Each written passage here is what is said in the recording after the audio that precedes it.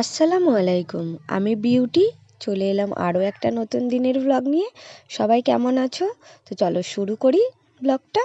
দেখো সকালবেলা উঠেই কী খাবো তো মা পরোটা ভেজেছিল, তো তার সাথেই আমি ডিমটাকে নিয়ে নেব, মানে ডিম পরোটা বলতে পারো। তো পরোটাটা দিয়ে দিলাম। প্রথমে আমি এরকমভাবে একটু ট্রাই করলাম, এরমভাবে কিন্তু ভালোভাবে ভাজতে পারলাম না আমি, মানে হয়েছিল ভাজা কিন্তু দেখতে ভালো লাগছিল না এরমভাবে। ক্যাপসিকামগুলো মোটা মোটা ছিল, টমেটোটা মোটা মোটা ছিল, তো তো তার জন্য এটা লাগছিল না। তো এরমভাবে একটা ভালো করে ভেজে নিলাম, বেশ উল্টে পাল্টে ভালো করে। দুটো ডিম নিয়েছিলাম, তার মধ্যে একটু ক্যাপসিকাম, একটু টমেটো আর একটা লঙ্কা আর একটু লবণ দিয়েছিলাম। তো সেটা ভালো করে ফেটিয়ে নিয়ে পরোটার উপরে দিয়ে দিয়েছিলাম। তো এই যে আমার রেডি এগ পরোটা। এটা আবার মাঝখান থেকে কেটে নিচ্ছি, একটু ক্রিস্পি হবে তার জন্য 2 পিস করে নিলাম।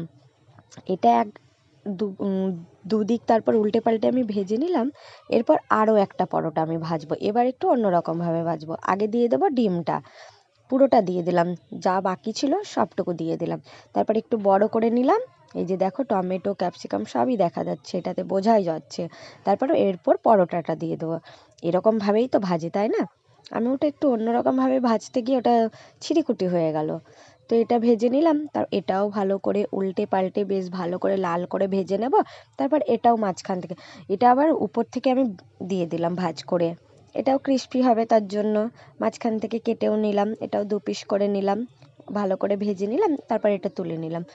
দুটো পরোটা এরকমভাবে ভাজলাম, আর একটা পরোটা ছিল, তো সেটা আমি এমনি নর্মাল গরম করে নিলাম। তারপর চা তৈরি করে নিলাম, দুধ চা। আমি আর মা খাবো, ছেলের তো খাওয়া হয়ে গেছে। দুটো খেজুরও নিয়ে নিলাম। তারপর এই যে চাও রেডি হয়ে গেছে, একটু চিনি চা পাতা দিয়ে চা রেডি হয়ে গেছে। তারপরে এই যে দেখো আমাদের সকালবেলার প্লেটও কমপ্লিট হয়ে গেছে, দুধ চা, এগ পরোটা, খেজুর। তারপর ছেলেকে নিয়ে চলে গেছিলাম চুল কাটতে, চুলটা একটু হয়েছিল। তো সেলুনে বসে থেকে থেকে ফাইনালি এবার আমাদের টার্ন আসবে। এই যে দেখো ছেলে বসে পড়েছে, ও দুষ্টু ছেলেটা বসে পড়েছে। এত দুষ্টুমি করছিল কারণ ও তো এক জায়গায় বসে থাকতে পারে না, ভীষণ চঞ্চল ছেলে। ওই এক জায়গায় বসে কি করে যে চুল কাটে কে জানে, ও পারেই না এটা, এক জায়গায় বসে চুল কাটতে। তারপরে এই যে নাক মুখ যা করছিল, চুলগুলো মুখে পড়েছিল, বারবার জিভ দিয়ে চাটছিল, মানে আঙ্কেলটাও ওর উপর ঝিল্লি খেয়ে গেছিলো। তো ভালো করে তারপর ঝেড়ে পরিষ্কার করে নিল। এই যে দেখো মুখ করছে দেখো, ওর বেশ ভালো লাগছিল, আরাম পাচ্ছিল যখন এটা করছিল। তারপর বাড়ি ফেরার পথে দেখলাম এই যে ভৈরব তৈরি হয়েছে, শিব ঠাকুর তৈরি হয়েছে। তো সেগুলো একটু নিয়ে নিলাম, ভিডিও করে নিলাম। তারপরে নানা কিছু একটা ওকে বলছিল চুল কেটে আসার পর, নানার সাথে দেখা করে নিল। তারপর বাড়ি এসেও শান্তি নেই, যে দেখো আসা মাত্র অত্যাচার শুরু কাঠ নিয়ে। এই কাঠগুলো নিয়ে ধুলোবালি নিয়ে খেলা করে। এবার স্নান করাবো ওকে, তো একটু খেলে নিলাম। আমি এদিকে জলগুলো ঠিক করে নিলাম, এদিকে ওর স্নান করা হয়ে গেছে, এদিকে মায়ের রান্নাও অলমোস্ট হয়েই গেছে। শুধু ডালের বড়াটা বাকি ছিল। ডালের বড়াটা অর্ধেকটা পেঁয়াজ কাঁচা লঙ্কা দিয়ে ভেজে নিয়েছে, ওটা গরম গরম ভাতের সাথে খাবো। আর এটা মানে পেঁয়াজ লঙ্কা ছাড়া এটা হয়েছে ভাজা, এটা টক করা হবে, লেবু দিয়ে বেশ ঝোল ঝোল করা হবে।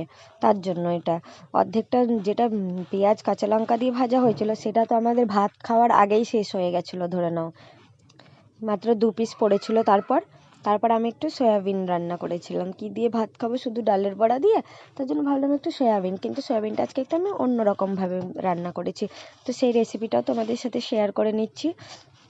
গরম জলে আমি সয়াবিনটা দিয়ে দিলাম, ফরচুনে 10 টাকা দামে সয়াবিন নিয়েছিলাম।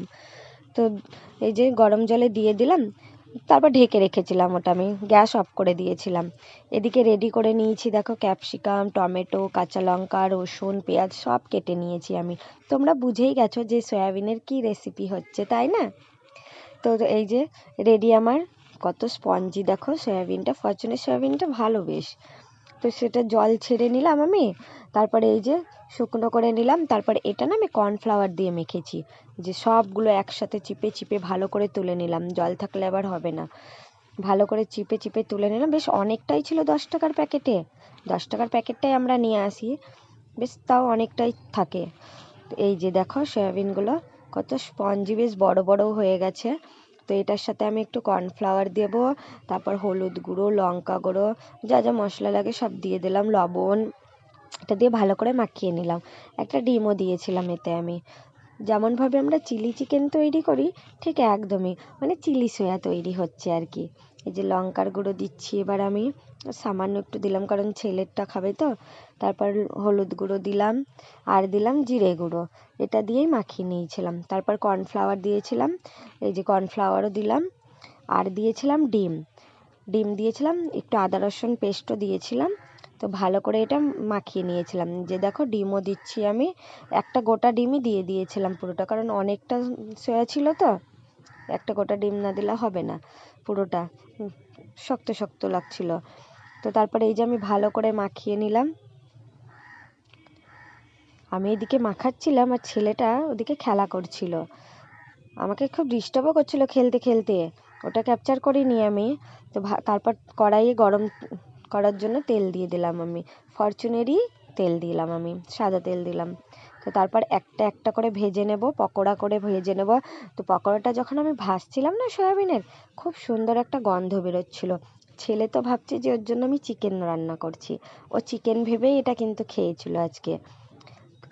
এই যে প্রথমের দিকে এতটা পকোড়া আমি ভেজেছিলাম, এটার একটুখানি পড়েছিল, কারণ আমরা গরম গরম অলমোস্ট সবাই খেয়ে নিয়েছিলাম, বেশ ভালো লাগছিল। আর সয়া চিলি প্রথম বাড়িতে হচ্ছে, সয়াবিনের আমরা ওই আলু দিয়ে পটল দিয়েই খেয়েছি, সয়া চিলি কোনোদিনও খাইনি, তো তার জন্য এটা প্রথম দিনই বানালাম। তো বেশ ভালো লেগেছিলো আমাদের।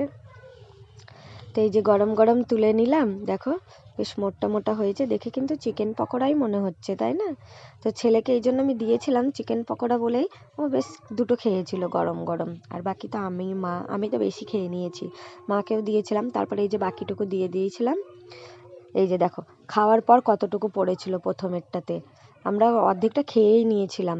তারপরে এই যে দেখো পকোড়া খাচ্ছিল ছেলেরা, বলছে হেভি টেস্টি, আরও দাও তাই বলছিল আমাকে, তোকে দিলাম। এই যে দেখো খাওয়ার পর ওইটুকু পড়ে থাকলো। তারপর এটাও তুলে নিলাম ভেজে, বেশ লাল লাল করে ভেজেছিলাম আমি, গরম গরম একদম পকোড়া মুখে দিতেই এক দারুণ টেস্টি লাগছিল। আমার তো বেশ ভালোই লাগছিল খেতে, মনে হচ্ছিলো এমনিই খেয়ে নিই, শুকনোই খেয়ে নিই, কিন্তু এটা তো রান্না করতে হবে।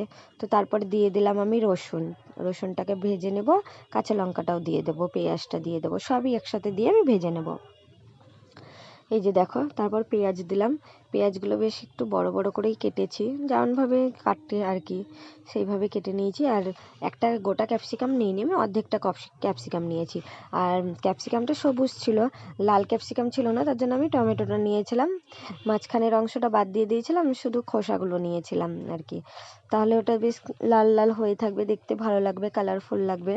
তারপর এই যে ক্যাপসিকাম দিয়ে দিলাম, পেঁয়াজটা হালকা করে ভেজে নেওয়ার পর ক্যাপসিকামটা দিয়েছিলাম, তার সাথে একটা কাঁচা লঙ্কাও দিয়ে দিয়েছিলাম, হালকা একটু ঝাল হবে, বেশ ঝাল ঝাল মিষ্টি মিষ্টি ভালো লাগবে। তারপর ওটা হালকা করে ভেজে নেওয়ার পর টমেটোটা দিয়ে দিলাম, খুব বেশি ভাজিনি আমি, বেশ কালার কালার হয়েই ছিল, নর্মাল যেভাবে কালার থাকে সেইভাবে। ওটা এদিকে ভাজা হচ্ছিলো, এদিকে আমি সসটাও রেডি করে নিয়েছিলাম। চিলি সস ছিল আমার কাছে, চিলি সসটা না ঠান্ডাতে জমে গেছিলো, ফ্রিজে ছিল তো জমে গেছিলো, বেরোচ্ছিল না। আর আমার কাছে কি টমেটো সস ছিল না, তো এই পাউচটা মা কিনে এনে দিয়েছিল, তো সেটাই দিয়ে দিলাম। আমার ছেলেটা সস খেতে ভীষণ পছন্দ করে, মানে আনা মাত্র একটা প্যাকেট শেষ হয়ে গেছিলো, তো একটা প্যাকেট ছিল সেটা দিয়ে দিলাম আমি। আর দিলাম সয়া সস, একটুখানি সয়া সস দিলাম। তারপর এটা ভালো করে মিক্সড করে আমি এর মধ্যেই কর্নফ্লাওয়ার দিয়ে গুলে নিয়েছিলাম, কর্নফ্লাওয়ারটা আলাদা করে আর গুলিনি, এতেই একসাথে গুলে নিয়েছি, ঠান্ডা জল দিয়েই গুলে নিয়েছিলাম, গরম জলই দেয় কিন্তু ঠান্ডা জল দিয়েই গুলে নিলাম। এই যে দেখো বেশ গাঢ় গাঢ় করে গুলে নিলাম, তারপরে এটা দিয়ে দেবো ওতে আমি। এদিকে ভাজাও হয়ে এসেছিলো, একটু লবণ দিয়ে দিলাম, চিলি সসে যদিও লবণ থাকে তবু একটু লবণ দরকারই পড়ে, এতে লবণ দিয়ে দিলাম। এই যে দেখো বেশ হালকা করে, খুব বেশি কালার করিনি, ভেজে লাল করিনি, একদম হালকা হালকা ভাজা হয়েছে আমার। তো এটা ভাজার পরই আমি দিয়ে দেব এই যে পেস্ট তৈরি করে রাখা সসটা, কর্নফ্লাওয়ার গুলে রাখাটা দিয়ে দেব আমি। তারপর এটা ফুটে উঠলেই আমি দিয়ে দেব সয়াবিনটা। আমার তো বেশ ভালোই লাগছিল, কিন্তু যখন আমি বানাচ্ছিলাম তখন আমি ভাবছিলাম যে যদি খেতে না ভালো লাগে আমার পুরো কাজটাই বৃথা যাবে, এতক্ষণ ধরে যে আমি এটা তৈরি করলাম পুরোটাই বৃথা যাবে। বেশ ভালোই লাগছিল, খেতে ভালোই লেগেছে, আমি আরও একদিন খাবো, এরপর আমি একদিন রুটির সাথে খাবো, এটা তো আমি ভাতের সাথে খেয়েছিলাম। তারপর এই যে দেখো পকোড়াটা দিয়ে দিলাম, সয়াবিনের পকোড়াটা দিয়ে দিলাম, অর্ধেকটা তো খেয়েই নিয়েছিলাম, এটুকুই পড়েছিল, যেটুকু পড়েছিল ওটুকুই দিয়ে দিলাম। ওটুকু আর খেলাম না। ওটুকুও ইচ্ছে করছিল খেয়ে নিতে, কিন্তু খেলাম না। আজকে আমার গলার আওয়াজটা একটু ভারী ভারী লাগছে, কারণ একটু ঠান্ডা লেগেছে তার জন্য। তো যাই হোক, এটা দিয়ে দিলাম। তারপর একটু আমি টেস্ট করে নিলাম ঠিকঠাক আছে কি না। তো ফুটে উঠলেই আমি নামিয়ে নেব। দেখতে কত সুন্দর লাগছে দেখো। বেশ কড়াই ভর্তি হয়ে গেছে। কড়াই ভর্তি হয়নি, অর্ধেক কড়াইও ভর্তি হয়নি, একদম নিচেই পড়ে আছে, কারণ আমরা পকোড়াগুলো খেয়ে নিয়েছি তার জন্য। তো রেডি আমাদের সয়া চিলি রেডি আমাদের। এই যে আমি বাটিতেও ঢেলে নিলাম, কাঁচা লঙ্কাটাও বেশ উপরে আছে, বেশ ভালো লাগছে দেখতে। ছেলেটা এই দিয়েই ভাত খেয়েছিল, মানে ও চিকেন ভেবে খেয়েছে, ও সয়াবিন ভেবে খায়নি এটা, ও জানে এটা চিকেন, ও এটা ভেবেই খেয়েছিল। তারপরে এই যে আমি দেখিয়ে দিই তোমাদের দুপুরের মেনু। আমাদের তো স্নান টান সবই হয়ে গেছিলো, এবার খেতে বসবো আমরা। ভাত ছিল, শশা ছিল, আজকে গাজর ছিল না, আর এই যে দেখো ওই যে বড়া ভাজা হয়েছিল তার 2 পিস পড়েছিল, এটা আমরা খেয়ে নিয়েছিলাম। আসলে কি বলতো, গরম গরম বড়া পকোড়া এগুলো ভালো লাগে, তার জন্য ওটা তখনই শেষ হয়ে যায়। আর এই যে ডালের বড়ার ঝোল হয়েছিল, এটা টক টক, এটা লেবু দিয়ে ঝোল করা হয়েছিল, কত সুন্দর লাগছে দেখো। এটা মা রান্না করেছিল, এটাও বেশ ভালো লাগে। এটা আমাদের বাড়ির একটা কমন তরকারি বলতে পারো, যখন কোনো কিছু খেতে ইচ্ছে করে না তখন ওটাই খাই। তারপর হয়েছিল আলু করলা ভাজা। আমাদের বাড়িতে ম্যাক্সিমাম দেখতে পাবে আলু করলা চচ্চড়ি হয়, কারণ আমি আলু করলা চচ্চড়ি খেতে ভালোবাসি, কিন্তু আজকে আলু করলা ভাজা হয়েছিল। আর ছিল শাক ভাজা। শাক ভাজাটা আবার ছেলেকে মানে খেয়ে নেবে, কিন্তু ও বলবে যে আমি খাবো না, আমি পাতা খাবো না, ও শাক বলবে না, বলবে আমি পাতা খাবো না।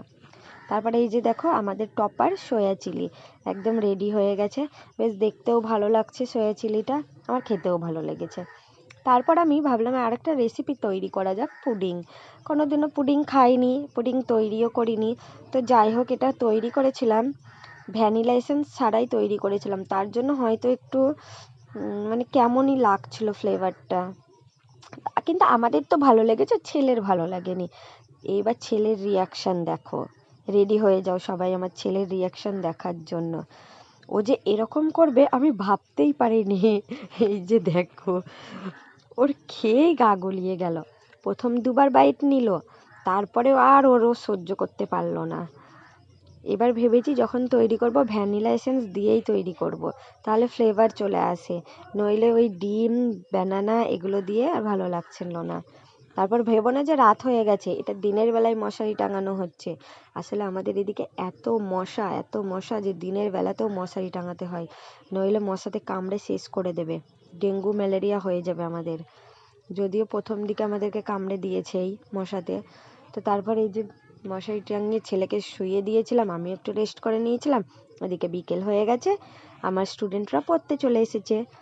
ওদেরকে আজকে একটু আমি ড্রয়িং করিয়েছিলাম, যদিও আমি নিজেও ড্রয়িং করতে পারি না, কিন্তু তবুও চেষ্টা করি সপ্তাহে একদিন ওদেরকে একটু হাসি খুশি রাখার। সপ্তাহে 4 দিনই তো পড়াশোনা করছে, 5 দিনের দিন আমি একটু পড়াই, তার শেষের দিকে একটু চেষ্টা করি ওদেরকে ড্রয়িং করার, যাতে ওদের ভালো লাগে। তো আজকে দিয়েছিলাম ওদেরকে আমি বাটারফ্লাই আঁকতে। তো এই যে দেখো এক একজন এক এক রকম বাটারফ্লাই এঁকেছে, এটা শাবনাম, এটা নাইম, আর এর বাটারফ্লাইটা দেখো, রশনির বাটারফ্লাই কি অবস্থা করে দিয়েছে রশনি, ও নিজেই হাসছিল বাটারফ্লাই দেখে। সব থেকে বাটারফ্লাই ভালো হয়েছে আমার এই স্টুডেন্টটার। এই যে দেখো কত বড়